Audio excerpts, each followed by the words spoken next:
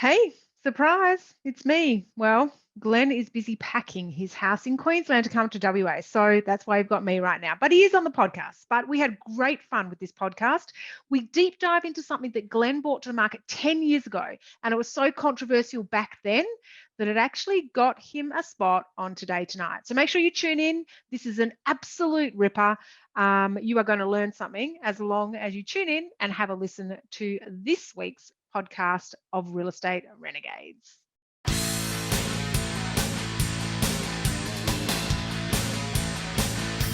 You want the normal real estate training you've been told a million times? Make cold calls, knock on doors?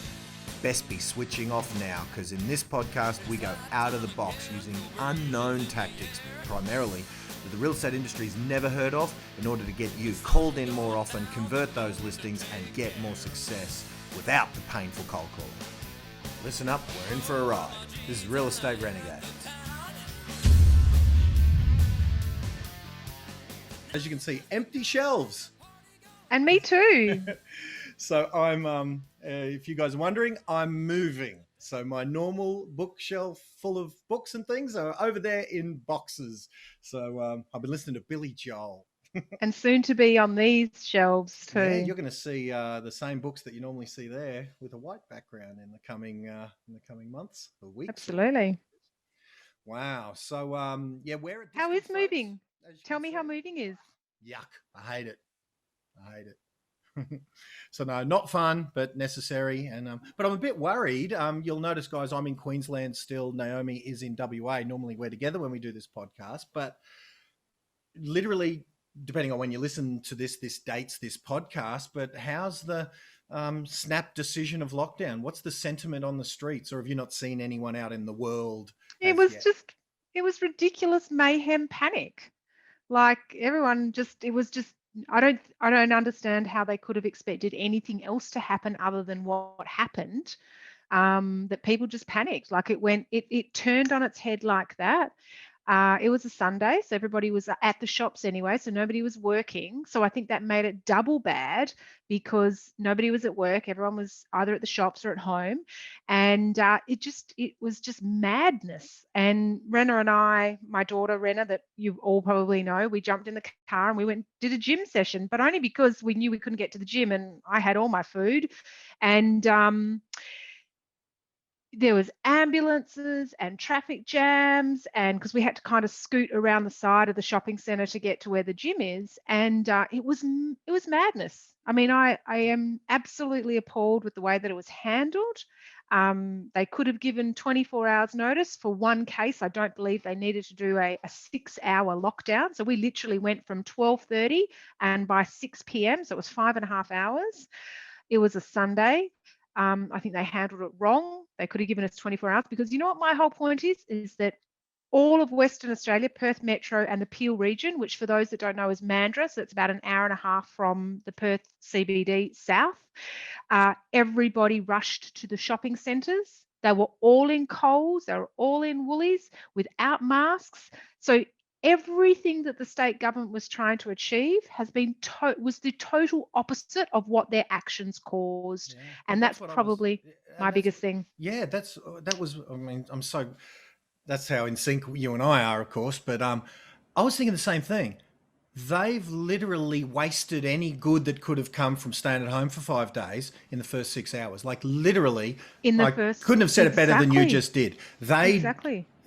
So any damage economically or to the mental health of the consumers and the people out there or whatever, any good that might have been done by doing it, well, it has an expense. We've seen that across the country when there's been lockdowns. There has been a cost in business that has led to suicides. We've supposedly seen more suicides than we have direct, So whatever the damage that is to be done by a lockdown, well, that was all in vain because all of the damage was now done by just shoving everyone together into that 6 hours of panic. Into this perfect little COVID incubator, this petri dish of shopping centres where people are touching things and just, it was queuing just queuing like that. Crazy. There's a bit of a meme going around, which is quite funny. And I hope I get the wording right here. Just went out to put some rubbish in the rubbish bin and now I'm in the line for Woolies. Do you get it? Yeah. So like as in the line, yeah, it took me a while It's to get so it too. long. So Yeah. yeah, but it was it's ridiculous. But I'll tell you what, Renna and I went for a walk this morning. We presume we're supposed to have our masks on when we go for our You are. exercise. Yeah. Yep. So And we did. that's ridiculous. On its own it is, because everybody else that was walking literally had their masks down, and when they walked past each other they pulled their masks up. So I suppose that's still responsible but illegal. Responsible but illegal. That was the first I thing don't I know. See, that's noticed. the thing. I don't know that. Anyway, we probably shouldn't be terribly. No, We're like on this because we'll give our opinion, and half the people absolutely. out there will be, And look, oh, I it's get it. perfectly justified. Yeah, look, and look, I'm not saying it's not justified, but what I'm saying is that I find it hypocritical that the very reason we're going into lockdown, the 5.5 hours that preceded lockdown, every person in Perth, Western Australia metro area was thrown into a risk category by being at. Could you imagine if tomorrow we get told that the Woolworths or the Coles at Joondalup Shopping Centre had a positive case attend the shopping centre yesterday? There are thousands and thousands of people that went through those doors yesterday between 12:30 and 6. Yep. Thousands. And so now here's the cat amongst the pigeons. I saw I think it was an article in today's paper. I saw it looked like a full page article that said, and the headline was something like a false positive might have caused all this. Can Possibly. you imagine? Oh Possibly. my God. So, I think not they've fun. ruled out. I think they have ruled out a false positive with this guy. His housemates have tested negative, which is the case as well. So they've actually tested negative. So anyway, look, I suppose it'll pan out over the next few days. None of us can ever make predictions, and it is just a matter of just getting through it, I suppose. But what I do believe is that the state governments need to come up with a better plan, and the federal government for that matter. Our leaders need to come up with a better plan than locking us down for 5 days over one positive COVID case. Well, I know this isn't my place to do, but you know what? I downloaded the Biosecurities Act 2015 because I want to check the wording of it, because secondhand information, and I refuse to believe the secondhand information, so that's why I downloaded the actual PDF of the Biosecurities Act. That's like you. Secondhand information tells me that unless you, Naomi Twyford, are given a directive to stay at home, you are not required to stay at home. And that is the act that they are invoking to tell the world to stay at home. And they reckon that it needs to be a personal direction, not just everyone, that doesn't constitute it. So this may all be illegal. And look, I get it. And I know that it's only for the protection of the community. As I said, my whole thing is what the state government did yesterday is not and did not protect the community from 12:30 to 6 o'clock. Yeah. And and my whole take is, if this is going to be life from here on in, this cannot be the response. Otherwise, life as we know it changes. Forever.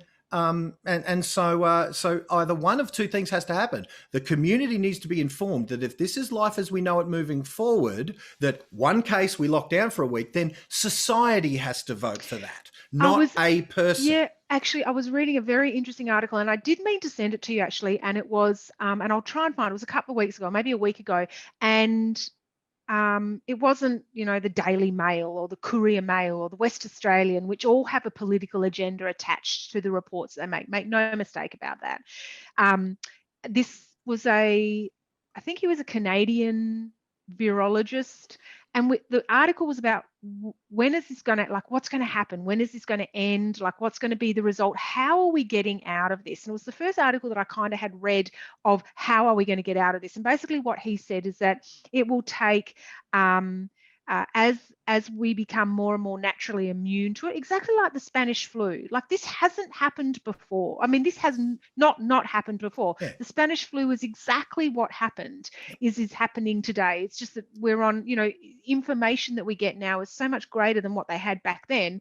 So, there's rumors and there's all this sort of thing and opinions and blah, blah, blah nowadays compared to back then, but it's exactly the same thing. We will get out of it. There is no doubt about it. We will get back to a normality that is normal for all of us, and that won't include wearing masks 24/7. Us as humans, as the body, we adapt, we build antibodies, we do all these amazing things. That's why we're still here today. Like, that's why we haven't been wiped out as a race yet, because the human body will adapt and it will build antibodies, and it's just how it will happen. And it might be 2 years yet before we kind of see that natural what's the word I'm looking for? The herd Protection immunity, mechanism. etc. Absolutely, yeah. Yep. So anyway, I mean, let's get on to what we want to yuck. talk about. Yeah, because anyway. we've already lost everyone. We've lost Everyone's everyone. gone, But oh, anyway, that's enough. real You estate, know what? folks. It What's is. going on in Planet Real Estate So, right now? Now, given that this is the moving out episode, yeah, I've been looking at nothing except how to move a shelf and selling a guitar to a friend of mine, and having a garage sale. So I've been almost oblivious to the goings on in the real estate world in the last week. I reckon this is a bit of natural selection happening too, because after you've gone through this pain, you're less likely to pick things up that you don't really want, right? Yeah, well, you know what? I've been disciplined. No, that's not true. But I've been forcing myself to do that. I've been disciplining myself to say to myself, if I don't use this, and it has been tough, I can promise you, if I don't use this, then what can I do with it? Yeah, so I bet it has. It has been extraordinarily tough, but again, maybe the cleansing that I needed. So that's been although I did watch, and again, I know this is weird, but I watched our own podcast last week because it wasn't focused on me. It was focused on Kenny Brooks. Did you have a look at Kenny?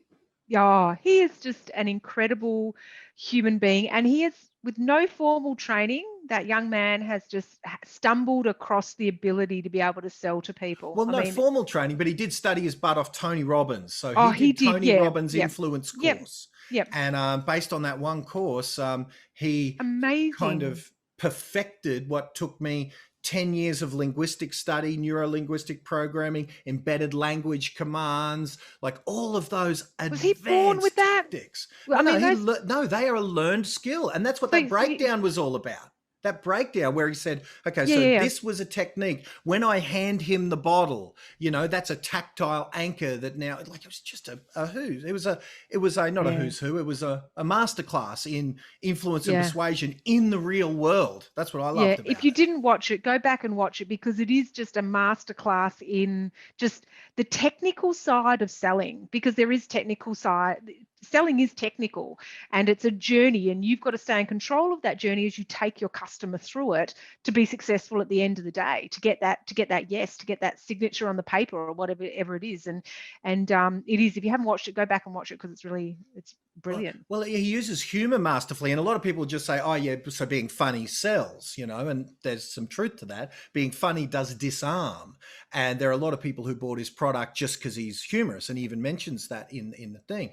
But some of the advanced techniques, like one of the ones I loved was, so if you were to get it, what would it be that you're going to clean first? Now, think about what that does to the brain of the consumer. It makes them assume, I've purchased the product. Now, what am I going to do next with it? So what he's saying is, go forward in the future, having bought the product, think about the benefits you're going to get, i.e. what are you going to clean first? Now come back here and buy the bloody thing. Now, if he said those words, they would go, you're a lunatic, mate. Yeah. But by framing it in such a way, by saying, hey, if you were going to get it, would one bottle be enough? Or like, he does all of this, what they call future pacing, so that the mind of the consumer has to imagine they've bought the bottle. And one of the world's best salespeople on planet Earth, to the point where Tony Robbins has reached out to Kenny. And at the time we recorded that, it was in the middle of COVID. So COVID got in the way of it. So, his execution at that high level of those tactics has got the attention of Tony Robbins, and he's going to be speaking at one of Tony's events, or maybe already has. That's crazy. Because I was going to say to you, wouldn't it be cool to get him out and put his video up on a big screen and get him to lay it out bit by bit for the agents? Because there would be no doubt some things that the agents would pick up that would hone their negotiation skills, hone their ability to close the deal under their terms and conditions. Because you can close a deal under your consumers' conditions. That's easy. To close a deal under consumers' conditions, everybody can do that. But what you really want to do is be closing the deal under your conditions, under the agent's conditions. Well, that's where the skill comes in. One of the scripts in our in our listing presentation program, which we haven't visited for many, many years, because what we found is when I used to teach listing presentations and kind of cold calls and all the stuff early in my career that we implemented in our business, we mastered a lot of those skills. That's why I could really, really recognize them, because I spent a decade studying advanced language skills like that, embedded language commands, future pacing, anchoring, and all of those things. So one of the things we used to do was just subtly, as a very, very much like he did, without the humor, but we would sort of say, oh, just by the way, have you got a spare set of keys cut, or will we have to get some cut? So that question was saying, assume you've hired us, and now, once we're your agent, are we going to have to get some more keys cut, or have you got a spare set? Yeah. And so that was a test close involving future pacing. So there's definitely, you're right, that, and again, Kenny and I have talked about, if ever we can get him out here or we go over there, we're going to do something in person. But I tell you, that's exactly what he gifted us with on last week's podcast. Was he watched a bit of the video, he pushed pause on the video, then he explained to the camera there for us what technique he was employing. So certainly do go back and watch that class, because what Naomi is saying, imagine how good that would be. Well, that's what we got last week for nothing. For nothing. But, and I suppose, and the other question that I had in regards to that was, a lot of agents look at the, when should we book the photos in? Do you want day photos or do you want night photos? That's sort of other questions that's the sort of things that agents default down to, that is a similar sort of close as well. Yeah, so just find yours that is natural, that doesn't smell. So one of the things that if you're saying the one that they all say, you can't say that one. Because if you're the second listing presentation in and you say the exact one, test close, that the last agent did, or if you say any of the exact lines, you're the second person to say it, that's going to break their pattern. That's going to break the rapport you've got, and it's going to send them into their head thinking, oh, and they may not even know that something's wrong. They'll just feel that something's wrong. So that's why 100%. You want to take these principles and then rejig them to be your own. And finding a good question that is like that is, one of ours was, our photographer is one of the best in Brisbane and he's so in demand. So it's Monday today. Would this, when would be a good time? Do you need another weekend to the place looks great, but do you need a weekend to put the final touches before a photo shoot, or could it be ready to go later this week? That was one we used all the time. And then we would blame the busyness of our photographer. Now, this was many moons ago, so maybe that's not a good one here in 2021. I don't know, but maybe it is. If you've got exceptional photo and videography, then perhaps, and that's the reason that a lot of people come to you, then maybe that is a good one. But that's the principle. Now it's up to you to find your version of that so that you don't jar the consumer out of rapport by doing 100%. A canned script that every agent that they've ever seen, and especially if they've done 2 or 3 agents to do a listing presentation, and that's one of the things you might find if you've been trained by someone like a Lee Woodward, who's amazing, right? But again, know that Lee also trained Josh Fegan, Matt Steinwade, Aaron Shiner. Lee trained a lot of the guys. So elements of Lee's stuff might have permeated down into many of your competitors' stuff. So it's why it is important not to just learn the scripts directly, but sure, if you learn the scripts directly, you're going to be doing better than most. But the one danger zone is, if you're not good enough at your marketing and positioning to be called in solo, then you're at risk of being one of 3 called in. And if you even say 2 or 3 little chunks of language that is the script, that might be enough for you to be taken off the shopping list. And the consumer may not even know why, because they may not recognize it. They may just get served up with a feeling that, something's not quite right here. Exactly. So, and a lot of agents say to me, I lost the listing. And when I asked them, it was just, they just liked the other agent better. You're right. The homeowner just couldn't even give them an answer to, well, why did you give it to somebody? Why'd you give it to, Joe Bloggs? So that's interesting, because I've never ever even thought of it or like that. Well, the unconscious mind works, and this is going back to, the first program I released was called Advanced Hypnotic Selling, and it was based on Didn't you get onto Today Tonight for that? I certainly did. And I thought I thought that was a risk to let Today Tonight at me. Or was it current affair? No, it was a current affair. It was A current affair. Okay, sorry. Yeah, so I thought that was a risk.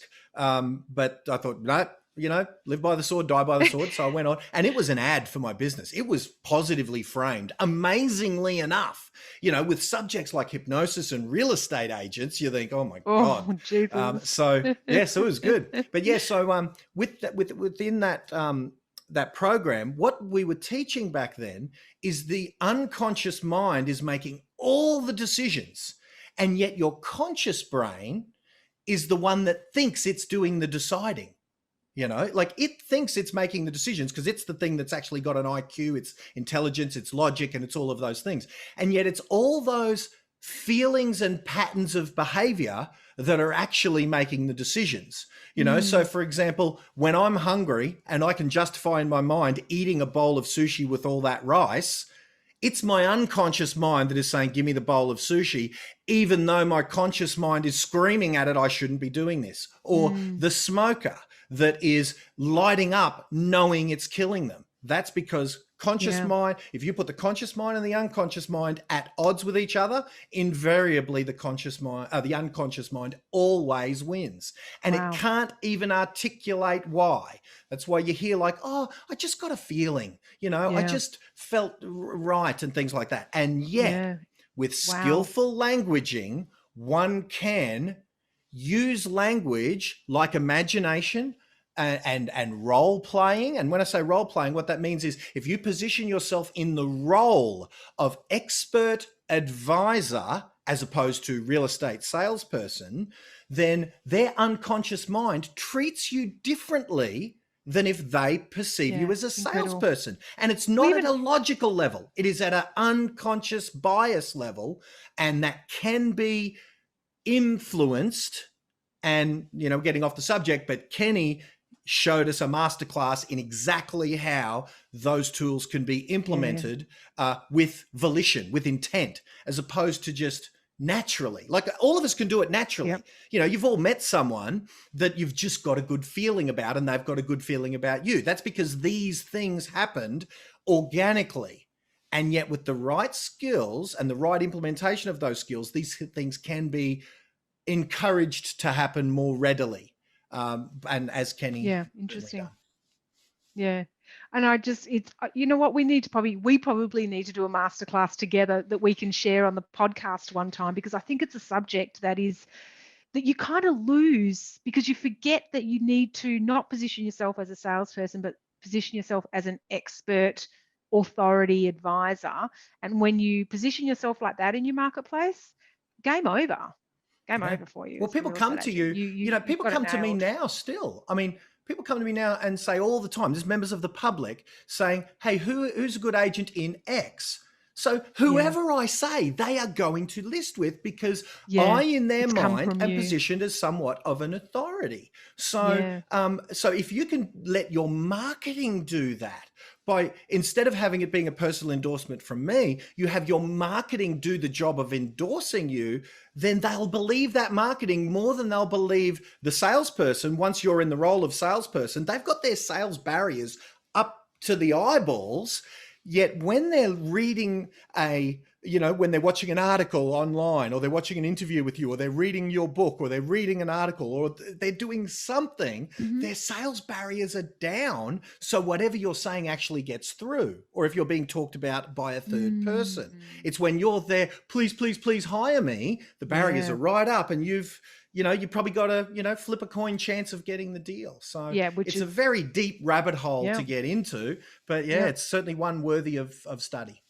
100%. Yep. Interesting. Love it. And it's different because I don't think there's a lot of that happens in the industry, in that sort of training realm either in the industry at the moment. So I think it'd be great. I'm sure everybody would really love to do it. So maybe you and I need to have a think about that and do one of our podcasts on that. Let's see if we should dig up and see if we've got any copies in the archive of Simone, like our team might have a copy of Advanced Hypnotic Selling. I'm sure we've still got the masters, and see how relevant it is in 2020, because this has been literally 10 years since I've trained that topic. I'm going to see if I can find it. And it's a fact. But here's what I did find, Gnomes, is many agents, the reason I segued from something so interesting to me, I mean, it's fascinating to me that words and language 100%. can be used to literally change the unconscious biases of humans. And actually, one of the examples, I'll give you an example. I used to be a singer, guitar player, musician, right? And I remember once it was 1 o'clock in the morning after a gig, maybe 1:32 even. I'd gotten home from a gig, a music gig, and so I was tired. Now, what the hypnotists would tell you, the people studying this, is when you're fatigued, your barriers are down. Your things and words slip in. That's why when you're under formal hypnosis, they ask you to relax and things. So when you're in that relaxed state, you're more suggestible. That's what the word is. So I was sitting there on the lounge in that relatively suggestible state. And so what that means is your brain chemistry is in a little bit of a different state than it is when you're highly alert, things like that. Now, here's the precursor to this. I need you to know this. I owned and own a Tony Robbins program called Get the Edge, right? I have it. I had it then when I was sitting there watching this TV show. I owned it. It was on my bookshelf. It was on my iPod or whatever my little MP3 player was at the time. I had it. And I was watching the infomercial for Get the Edge. And I was I was just watching Tony do his thing. No, I didn't buy it. But I was going to say you bought there it. was a period of time because Tony is masterfully trained in what he called neuroassociative conditioning. And it was a reworking, pretty much a theft of, don't sue me, Tony, I'm not going to say theft, but it was a remodeling of some work by Richard Bandler and John Grinder when they did neuro-linguistic programming, which was a reworking of the work of Dr. Milton Erickson, the world's foremost hypnotist at that time. So Tony's got like an NLP background that is very, very skillful, right? So understand these persuasive techniques that Kenny Brooks used, that I used to teach, that I probably unconsciously still use them, even though I don't. Oh, you do. I do. No, you do. So Tony's great at this. So while I was sitting there on that lounge chair, just half watching his infomercial, it felt like an eternity, but it was probably only maybe half a second, maybe a second. But I felt compelled to pick up that phone and order Get the Edge, Wow. a program that I already know. Now, when I snapped out of it and I thought, you idiot, you already own it, I really took note. I really got alert for a moment because I thought something amazing just happened then. There is no 100%. logic in the world that says I should have wanted in any way, shape or form to buy that program. None. And yet I felt, and this isn't just, I should, no, it was, I'm going to buy that. And I thought, no, you're not, idiot. You already got it. You already owned it. So think about how persuasive and the magic that must have been in that language to sell someone, even for a fraction of a second. What that means is there's something to it. It happened, even though logic took over and said, don't be an idiot. But my unconscious mind said, buy it. Yeah. And do you reckon that's why those infomercials are at 1 and 2 o'clock in the morning and not prime time TV? They probably found a happy byproduct, but the reason they are is the time of airing is it's what they call remnant space. They buy whatever space the TV station can't use. So that's why you see them at any time, but often in the middle of the night. Yeah, but they have television stations just for infomercials now. Absolutely they do. Yeah. That's crazy. Yeah. All right, let's talk. So I wanted to ask you, I mean, we've spoken about a couple of things there already that we wanted to speak about. So as Glenn was saying, go back and watch Kenny Brooks because it's pretty amazing. Might just open up a whole new world for you. So and I think we definitely need to do a bit more of this as well. So we'll get Simone to hunt out. What was it called again? Advanced Hypnotic Selling. Yeah. Yep. Let's my pull that best-selling out. program back early in the day, and it was with, rest in soul, may he rest in peace, David Kennedy. He was probably Australia's foremost authority on hypnosis, and he and I did some stuff on that program. We did a little evening session, and people crammed into this thing. And I remember Dylan Ansems was there. Like some of my early students came to this little room that couldn't fit the people. Like they were literally hanging from the rafters in this little tiny room, where me and David did this talk on these principles. I mean, I remember speaking and there was like audience members sitting like by my hip, with pen and paper in there. We must have crammed 50 people into a room that should have held 12. Yeah, or something. It was crazy.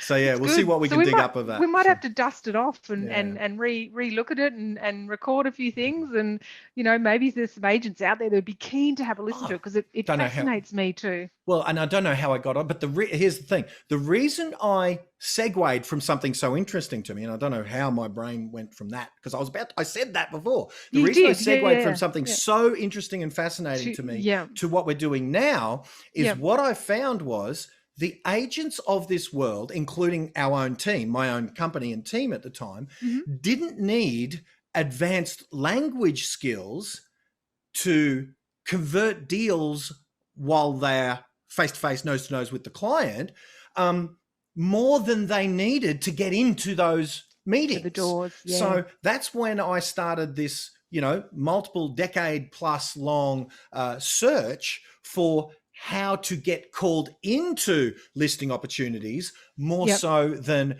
being masterful with my language once I'm in. Now, it is a two-pronged sword, understood, but I had to prioritize which one does the market out there need more. And by a long way, it 100%. needed the marketing ability to get into doors more than it needed, the if they were just a genuine person, had a good command of the English language and wasn't a sort of a tosser, if they had good energy and they were real, and if they had that and a good understanding, that was probably enough to convert enough of the deals that they'll be above average. What they needed was to go from 2 listing opportunities a month to 15. Yeah, understand. Yeah, 100%. And you know what? That's probably a good, like I had a, I had a question that came in. Can I share that question with you from an agent that came through? So the agent said to me, I was talking to them about lead generation, because that's what it's all about at the moment, because every single real estate agent out there, well, 95% of them are struggling to get listings. So they're trying all different ways to try and get leads into their businesses. And we were talking about lead generation, and their question to me was, but hang on, I've been doing all this marketing on Facebook, and I'm not getting any leads from it. And what I sort of said to them, I said, well, look, you know what? And that's because there's a difference between lead generation and marketing and branding. Right, they're two different. So I wanted you to sort of explain to the agents the difference between a lead generation advert and what the basics are, or not even the basics, what the bones are, or the skeleton of a lead generation ad should be, or the formula versus the formula of a marketing and branding kind of ad or exercise. Yeah, well, there's a lot to unpack there. So first off, let's start at the start of that. And at the start of that, well, the real answer has taken me 10 years to even get close to being able to answer it. So, but let's do our best. So first, there is nothing new about what you said about, the agents are short on stock and the agents need leads, right? True. That is the same that is true in 2007 when I first started to think, I should become a coach. That the same thing is true in 2001 when I started listing and selling. And the same thing is true 20 years later. So nothing's changed. Yep. The fuel that drives this business is still appraisals, or whatever face-to-face interactions that get so that the consumer knows that you're alive. So marketing and branding and exposure through media of whatever description that might be. Now, back in the day, that only media we had was outbound telemarketing phone calls. But that's still a media. It's just a media that you are distributing yourself, one phone call at a time, as is door knocking. A lot of people differentiate prospecting versus marketing. It's an identical thing. It's just that prospecting via phone, door knocking, face-to-face, whatever it might be, is simply a media that is highly influential because it's one-on-one, either over the phone or face-to-face, but it is not very time efficient. Whereas an email is a media that is highly time efficient because you can send out 10,000 in 1 minute, but it is low on the influence scale. So all of these media have an ability to influence and an amount of time it takes to execute, or an amount of money it takes to execute. So prospecting and marketing are the same thing, but definitely the fuel that drives this business is people knowing who you are, people in some way engaging with you at some sort of face-to-face opportunity. Oftentimes in our industry, that's a quick checkup on what their home is worth, like a market appraisal where there is no known opportunity to list. Then the next step after that is an opportunity to list, like an appraisal or a listing opportunity. And that leads to a conversion and a listing. So that fueling will never change while this industry is in its current format. The only way that's going to change is if some eBay of real estate comes along, and so far that hasn't happened. So while our agents have a place, that will be the fuel that will drive that place.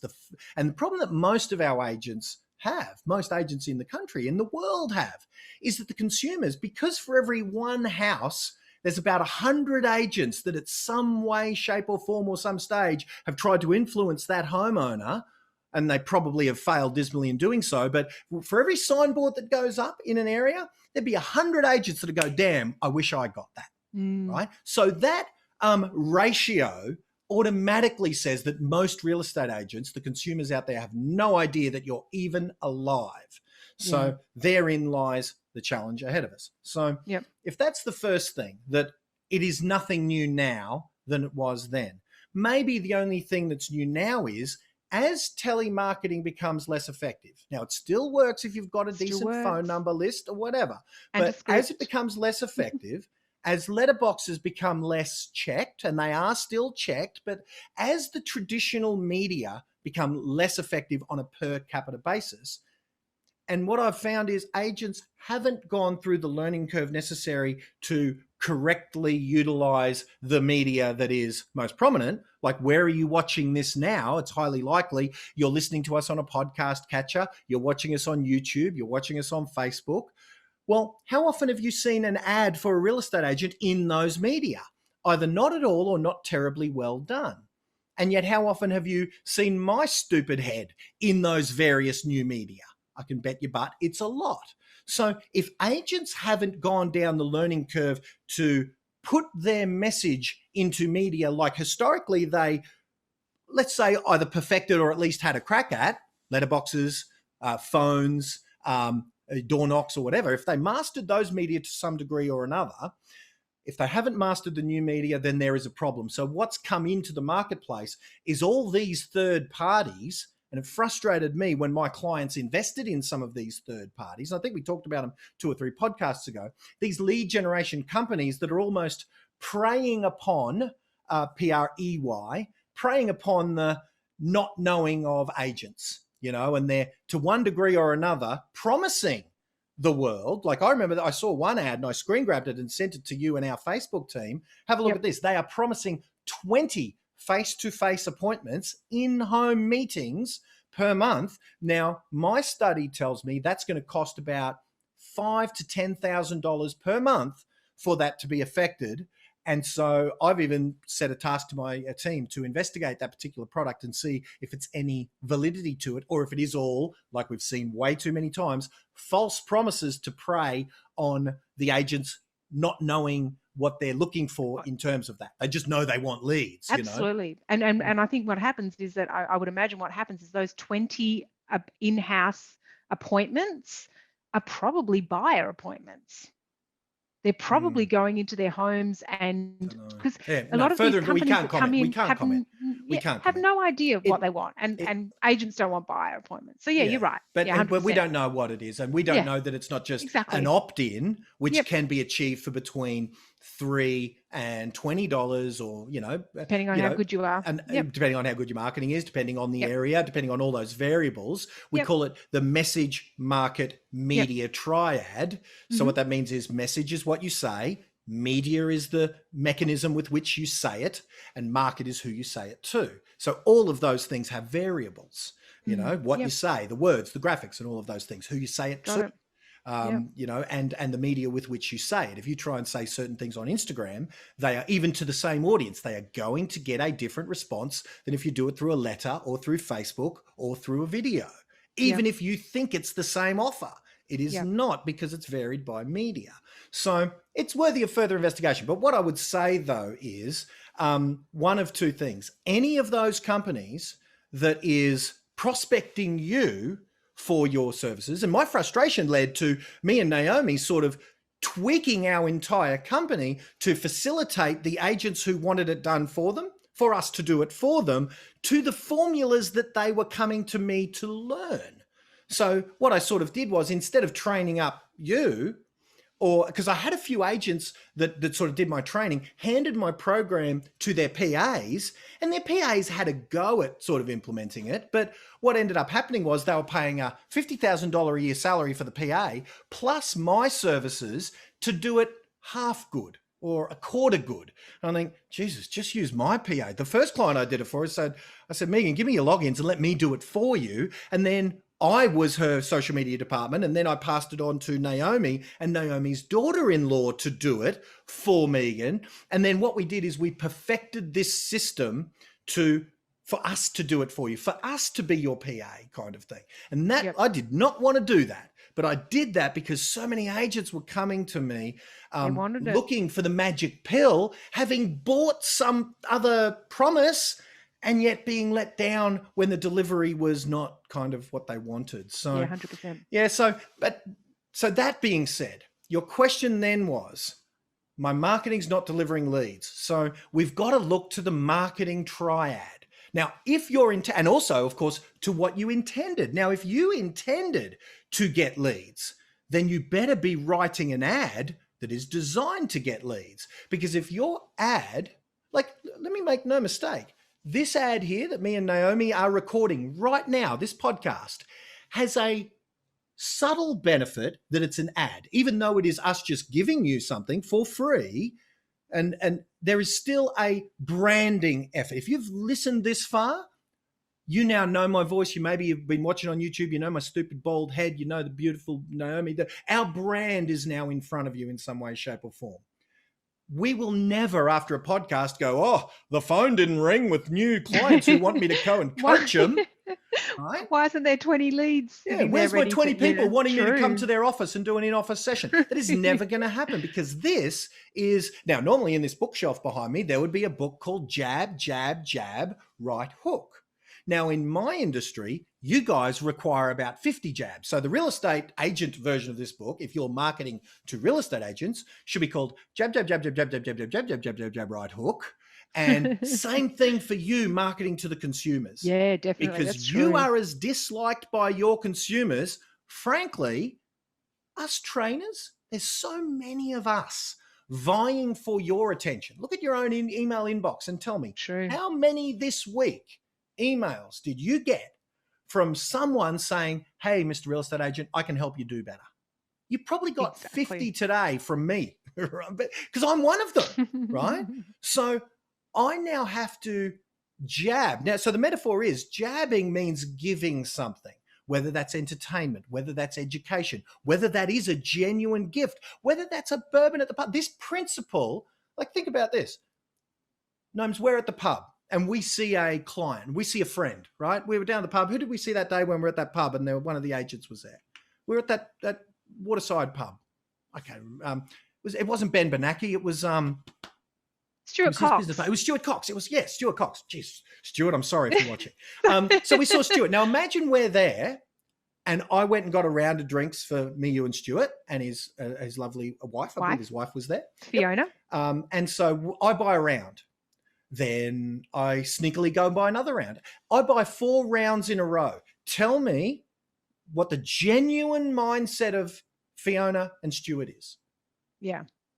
They want to shout back, don't they? And generous guy. But it's not that. No. They're not saying that.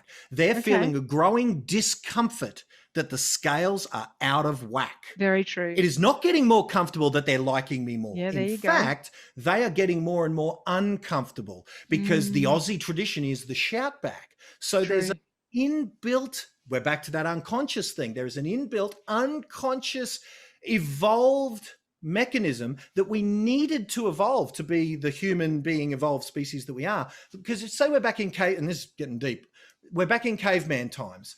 If I give you some grain and don't get anything back in return, or whatever it is that we eat to survive, I'm now less able to survive because I've given away some of the thing that I need to survive. We had to evolve that you feel you owe me one. Because the people and the early humanoids that developed that psychological indebtedness when something was given without return, without the trade, that evolved at the deepest, corest level so that I don't hurt myself by giving away the resources. And Wow. that psychological indebtedness is with us to this day. So, long way to say, if your marketing piece isn't a jab, it's not going to generate a lead. But And Glenn, I'm if you giving away a only free jab, appraisal. if you only write hook, right, which is the asking for something in return, if you write hook on the first interaction, there will be no leads. True. So it's all like that it's a very, True. very big, if someone's just on Facebook saying, oh, I'm doing all this marketing and it's not generating anything, it's probably because you've just chucked up some ads that you thought were good, or maybe that you saw your competitor doing with no thought to the setup. You just can't go into a boxing ring and throw a right hook and end the fight. To win. Yeah, true. Right? There needs to be setup. True. There needs to be strategy. There needs to be a chess game. I was talking to my son about arm bars the other day because he saw someone do an arm bar. And I was saying, don't think you just do an arm bar. You know, you've got to do something where the defense of that, they have to use the arm, thus giving you the arm. So you're faking doing something else. So they give you the arm and then boom, you get the arm bar. So you can't just do an arm bar, and nor can you just get a lead. There has to be a series of attention getting mechanisms. And if those things can get attention, can edify you. That's why I love testimonials. If they can see some, you know, a client giving you a hug in a very organic way on a video that was captured by your PA, if they can see them smiling with a big grin, not just a posed photo like that, but what if your PA captured a real beautiful moment with you and a client or a seller? You know, so lots and lots of jabs. Then, now here's the thing, the better the quality of the jab, the less you need to right hook well. If you're going to go right hook straight up, you better be the Mike Tyson of writing copy. And that means copywriting courses up the wazoo. That means linguistic training like you've never seen before. If you want to go from cold to listing opportunity for their most valuable asset that they've ever invested in their whole life, the chances of you being good enough to do that from not knowing you to entrusting their $500,000 asset are virtually none. Well, and okay, so tell me, give us some examples. What are some examples that agents can jab? Like what is a jab for a real estate agent? So, I mean, it's anything that's not a right hook. So that even can be some funny stuff. Like, again, you know. So making them feel good. So what I'm sort of getting at, is it the making them feel good, making them trust you? So it's not actually a bunch of flowers or some chocolates or a beer at the bar. If it's appropriate. What is it? Appropriate, it could be. So what's a jab? What's a jab? It's all of the above. So it's now here's what agents are saying. Oh, I know what I'll give them. I'll give them a free appraisal. How about that? That's a great jab. Here's the problem with that. It might have used to be a good jab. True. And that's why we do it today. Correct. Possibly why we do it today. But it has been so universally used as the one and only jab that this industry's got. It is now seen by the community as a right hook. Very true. Right? Wow. So again, there's a million jabs. It's anything other than that. So the deployment of a testimonial with a real human, especially if they're not going, hi, use Glenn because he's great. Like, no, that's not that's an ad. Whereas if it's genuine, if it's from the heart, it could be Wayne and Joe Riley and a few of the other guys. When COVID first hit, they did some genuine marketing that was saying to their scared marketplace, what do you need? You're in lockdown this week. You're only allowed to go out for an hour a day. In my hour a day, I'm doing a run to the shops. Do you need anything? Just hit me back and I'll pick you up if you need some toilet paper or whatever you need. You know? Now, Wayne didn't get any requests to do anything for people, but he got back a dozen people saying, I cannot believe, or words to this effect, you are a bloody champion, mate. No, I'm all good. But for a real estate agent to say that, mate, you're a bloody legend. So that's a very overt jab. Absolutely. It's just what do you need? It could be a copy if you've written, you know, like for me, I've I'm always giving out. I got 10,000 copies of my book, Punching Yep. Above Your Weight. So I'm always signing copies and giving that to anyone I meet, both in the Yep. industry and out. And you should see the way it is accepted. It is accepted with reverence. It is accepted with appreciation. People read it and text me what they've got out of it. Today, I had a message from a lady that that I gave a copy to, who bought some of my record albums. Yep. And she texted me today. Where is I she? suppose it's almost anyway, like it's like the Glenn Cortino principle of looking out for every opportunity. I mean, it's in addition to that, because we still want the agents to be doing their video testimonials and kissing babies. Well, no, Glenn's got Guinness World Book of Records for the most testimonials, and I reckon if I challenged it, so I would have it. So Glenn walks and talks this. You know, and again, Glenn Cortino was one of the first agents I ever paid money to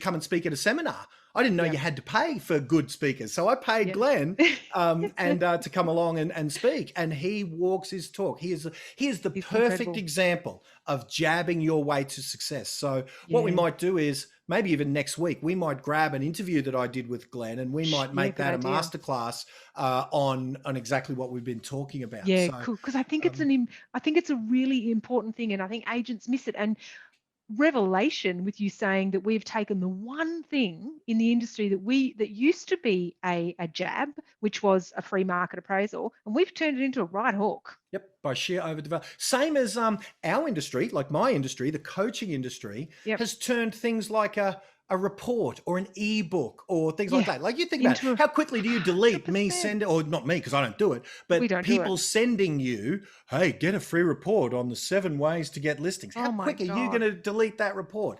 Because we've turned a thing that used to be a jab into a right hook. We've called it moving the free line. Like, I would even say that this podcast, if you go back over 30 odd episodes or whatever, this is the quality of training that I used to sell as my CD of the month for about, well, what's $27 a month? That's $300 a year I used to charge for this. The free line has moved.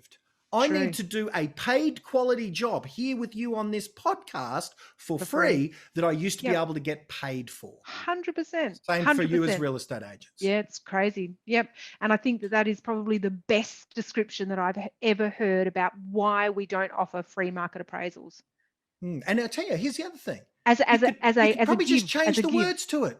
Yeah. You could probably just, now, I'm not saying we should just be as imaginationless, is that even a word, to just go, oh, okay, instead of appraisals, we'll offer equity adjustments, or just come up with a new word. Or in our world, we often use property price reports. But as we get more and more agents that we are serving, we risk property price reports becoming a right hook, not a gift. So we've got to continually be updating our languaging. But that's certainly something that one could do, is what could you call your appraisal so that it's got a new bow on it? Like, if we do release advanced hypnotic selling, I'll probably repackage what I can, pull out of it what I can, like put a new wrapper on it. And then I can resell the thing that I haven't sold in 10 years that I've done the core fundamental work for. Same for you. And now, for you, when you get it, if you didn't get the original product, it will still be as valuable, if not more valuable for you today, because of the new tweak I put to it or whatever. So don't think that this is in any way doing anyone anything wrong. Just because you've known how to price a property for 10 years doesn't mean that the consumer out there who has no idea what COVID did to the value of their home in 2020, that doesn't mean your information is any less valuable. You just need to put a wrapper on it where they don't throw you in with the other 100 offers for a free appraisal they got 100%. In the last 3 hours.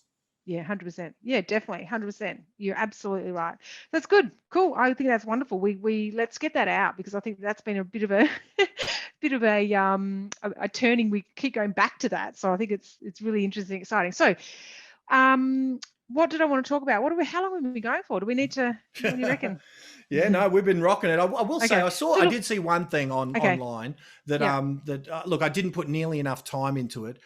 And again, you know what? It's one of those questions, because I saw you made a comment on it. Oh, you saw it. I that was was going to bring asked that up. consumers. I In know fact, you know exactly what? which one. Next week I want to do a Should deep we? dive on that, because the Okay. question was, and maybe let's put some What feelers out to our makes? audience, is what makes the best real estate agent, however it Yeah. was worded. Yep. Yep. Yep. And Yep. your Yep. comment was, let's ask the consumers. Yep. Now, I'd love to next week talk about that question, maybe what our opinions are, Yep. B, what consumers did say. So if you could dig up for this discussion, the results from when, because we Oh, called yeah. 100 consumers. We Yep. physically made some telemarketing calls to We people did. who were on the market with the question of, hey, are you selling through the agent you bought through or an Crazy agent you've used responses. before? Yeah, Right? I remember. So Yep. next week, what we'll do is we'll reveal what the answers to those 100 questions were, what the answers to that survey was, Yep. and why they were or weren't using the same agent for a second time. And I think you'll be staggered as Yeah. to how often a consumer will or won't use an agent a Yep. second and subsequent time. So Yeah. that way we've got some real things to talk about, not from us on a real estate group in and amongst each other telling us what we think makes for a great real estate But agent. you know what surprised me? That there was 75 different I think at last count there was 75 comments or something, and there was not a pattern amongst that 75 at all. Everybody's opinion was completely different about what makes the best real estate agent. So and look, I think the reason is because there isn't one thing that makes that's the best exactly real right. estate agent. Like I saw one on there not. that initially it made me it said the most profitable, and immediately I went yuck. But no, that is one of the many things. You've got to be able to turn a profit. And probably the reason I went ugh is we have thinner margins than most people in the coaching business, because we choose that. We choose to reinvest into craziness like hiring Richard Branson to come and speak to our database and our network and things like that. So based on that, we aren't as profitable. So maybe that's why I got, profit isn't everything, but of course it is something. Of course, we and every agent needs to be profitable, but that is not the thing that makes for a great real estate agent, because where does consumer benefit fit in that? There needs to be, first 100%. And foremost, that consumer deciding who's the best real estate agent, because that's the only variable that counts. They want. And what they want out of a real estate agent. And I don't think the consumer gets asked that, or the industry's not really clear about what that answer is. What does the consumer want out of a real estate agent? And here's the other thing, there's not even one consumer. That's why in our pre-listing questionnaire, we have that question that says, numbering from 1 to 8, what do you want most out of the agent that you're going to choose? So we have, because everyone thinks everyone wants a quick sale and a high price. Well, they are 2 of 8 criteria that we ask people to rank. And when we've seen some of our agents' pre-listing questionnaires, we have seen those 2 things right down the bottom of the list. So if you spent all your time assuming that those 2 things were important to that consumer, you are going to miss the listing because you haven't asked the right questions. Correct, 100%. So let's talk about that next time with consumer sentiment, consumer idea. I love it, because we went to the effort of calling the people and getting their feedback, and it did nail down there are 5 reasons why the consumers didn't use. Primarily, there was a few strays, but if you, discount the one-offs, there were 5 reasons the consumers didn't use a real estate agent for the second time. So I would say a good place to start in your efforts to be the best agent you can be is fix those 5. Agree. Yeah, cool. So one last thing, March. We've got something exciting coming up in March, haven't we? With our little podcast. Come on. Yes. Well, they're putting me out to pasture for a month. There you go. So but why? It's for a very good cause. No, I'm going to sit here and sit on the pasture, and you can plug it because I'm put to the side. Come on, you need to announce it. So let's go. I'm just kidding. No, it is. It is now. I don't think it should be a day. I think like Naomi, every day is that day because the woman works harder than me. But is it International Women's Day? Yes. Yeah, is that I don't want to get the name of the day wrong. So for the entire month, because I don't think it should be a day. I don't even think it should be a month. I think it should be every day because there is no reason in my mind that, and look, unless you're arm wrestling me, then I'm going to win. But, you know, when it comes to, you know, certain things in my business, Naomi is far superior to me. So yes, we are celebrating the amazing female agents that we've had in our world, that we've seen succeed. Can't wait. I remember when I was recruiting, I was just made a sales manager for my little company because I was the best at doing the listing presentation. So they made me, out of this motley crew, they made me the sales manager. And I was never the number one in our office. I was always a good, solid number 2 or 3. But I was the best at the listing presentation, meaning I just learnt it backwards. And so they made me the sales manager because I was learning the processes. But anyway, when I was recruiting, 8 out of the top 10 real estate agents in Queensland at that time were female. So don't go telling me it's some boys club when 8 out of 10 are absolutely dominating when I'm trying to recruit. And we were in the middle of a massive property boom at the time. And, you know, it's ebbed and flowed. But I do know at that time, I remember that stat, 8 out of the top 10. So we're going to be celebrating that for the month of March. So Monday, March the 8th is actually International Women's Day. But we've decided we're going to do the whole month, right? Yeah. So we've got some 4 incredible podcasts lined up for you, including content and success stories and what to do, examples of some of the things we've talked about today from Vivian Yap, Deborah Evans, you know, and some live interviews with Jodie Curran, Joanne Riley. So it's lots and lots. Like we've got lots. Narelle Cordaro. And here's the thing I like to know is about we brainstormed, Naomi and I, between people we serve, people that have been in our world and things of that nature. And I love that we're bringing you a mix of, you know, industry household names like, you know, Deborah Evans was number 1 in Remax forever. Vivian Yap, an icon, you know, multiple, like $5+ million in commission every year. She doesn't like to talk about that, but, you know, one of the best and most successful and lucrative and profitable agents in the country. So names, you know, but names that are doing amazing things, having gone from scratch and obscurity to number 1, multiple 6-figure incomes and businesses in 100%. Recent years, while you know the rest of the industry has been struggling for a foothold. I'm so glad that. And you know what I love? Jodie Curran, she's got her own business, runs her own business. Joanne Riley runs her own business. Narelle Cordaro runs her own business. So these women aren't just real estate agents; they are business owners as well. Absolutely, and each has a different story. Yeah, so it's a wonderful. And what I love is that thing they got in common. I don't know what that might be. I don't know. I know they talk to me every month, so it must be me. I'm kidding. Very cool. So no. It's definitely it's more and more the case that you know, Naomi is just as much like Naomi picked this stuff up faster than anyone I've ever seen, and now she knows more about this marketing stuff than I do because she's as much on the ground with you guys as I am. And in some cases, while I'm packing boxes and bookshelves, more so.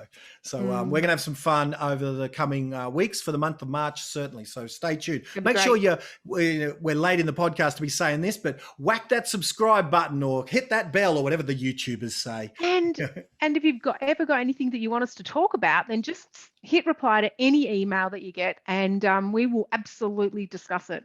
Agree? And if you've got someone absolute questions, if you've got someone that you'd like to have as a guest on there, all of the above, just put through any suggestions you want. We're here to serve and give you everything we've got. So, if you've got connections to The Rock or anything like that, just let us know. And we've got 3. Yeah, I know. None of them have come to fruition yet. Oh no, if you've got connections, sorry, no. I thought if you wanted connections to The Rock, I'm saying no. The agents, don't give away our connections. We've got 3 connections. But, I know we do, but you know. Well, we need 4 because none of those 3 have got us there yet. Have we come were close to the that time. Yeah, we were very close. Do you know what happened? We didn't go to Miami. That's what it was. Yeah. Well, no, it wasn't that. No. Dwayne sort of said, that's not a good time. So we just got to find the good time. Because we were going to jump on the plane with the Hulk and we were going to go. Yep. So, all right, cool. Beautiful. Anyway, excellent. so until next time, do we have a sponsor this month? No? Okay. Doesn't matter. You want to be a sponsor? Come and sponsor. We're not going to profit from you. You want to be a sponsor. If you want to be a sponsor of the podcast, do hook in and we'll sort of talk about it. Now, you've got to be a product that we believe in. That's the one thing. But if you want to sort of be a sponsor, and we don't pocket any of the money. We just use it in extra distribution to get your message in front of more eyeballs. So this is our jab. Yeah, that's it. Very cool. On that note, let's go. All right. I got more packing to do. Where's my moving out song? We'll do the outro. Quick, say something that entertains while I can. There we go. Oops. There we go. I can hear it. I Turn turned it off up. my speaker. I can't hear it. Come on, Bluetooth. Oh, have a look at this. Guess who gave me this? Out of focus. Bit closer. Oh, there we go. Mr. Ash Martin. Ash Martin gave me a Marley Mr. Ash Martin speaker knows how to jab.